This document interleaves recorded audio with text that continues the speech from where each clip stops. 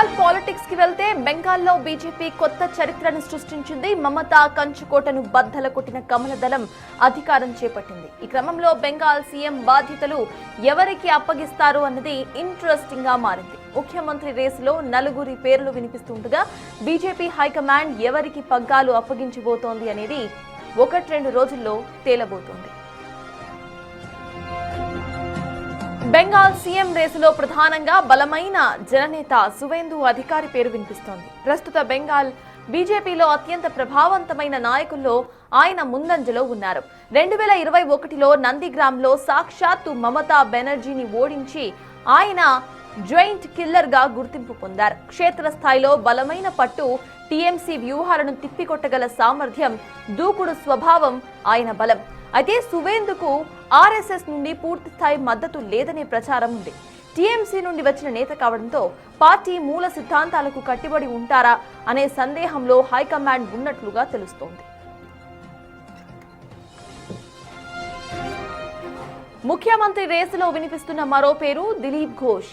హిందుత్వానికి ఆయనను నిలువటడ్డంగా భావిస్తూ ఉంటారు ప్రజలు. బెంగాల్లో బీజేపీని గ్రామానికి తీసుకువెళ్లిన క్రెడిట్ మాత్రం దిలీప్ ఘోష్ కే దక్కుతుంది. రాష్ట్ర మాజీ అధ్యక్షుడిగా ఆయనకు పార్టీ శ్రేణుల్లో బలమైన పట్టు కూడా ఉంది. హిందుత్వ వైఖరి, ఆర్ఎస్ఎస్ మద్దతు, సుదీర్ఘ సంస్థాగత అనుభవం ఆయనకు కలిసొచ్చే అంశంగా మారింది. సుకాంత మంజుందార్ పేరు ముఖ్యమంత్రి అభ్యర్థుల్లో వినిపిస్తోంది. కేంద్ర పెద్దల ఆశీస్సులు ఉండటం ఆయనకు కలిసొస్తుందని భావిస్తున్నారు. ప్రస్తుతం బెంగాల్ బీజేపీ అధ్యక్షుడిగా ఉన్న సుకాంత మంజుదార్ పార్టీ హైకమాండ్ కు నమ్మకస్తుడిగా పేరుంది. విద్యావంతుడు కావడం, యువతలో ఉన్న క్రేజ్ ఆయనకు కలిసి రాబోతున్నాయి. ప్రధాని మోదీ, అమిత్ షా వంటి అగ్రనేతలకు ఆయనపై ఉన్న పాజిటివిటీ సుకాంత్ను సీఎం పీఠానికి దగ్గర చేయవచ్చన్న అభిప్రాయాలు సైతం వ్యక్తమవుతున్నాయి.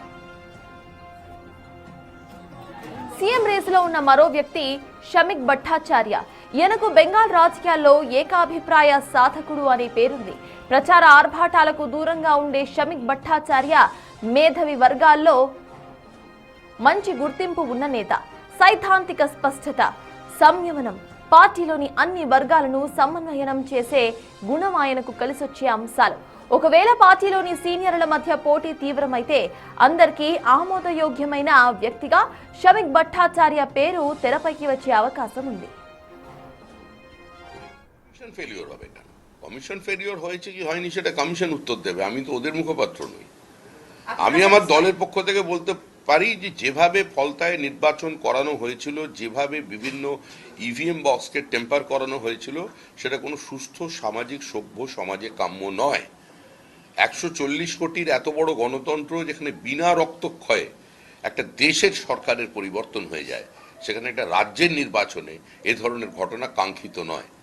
সুতরাং যেটা হয়েছে সেটা সেখানকার মানুষের গণতান্ত্রিক অধিকারকে সুরক্ষিত করার জন্যই হয়েছে।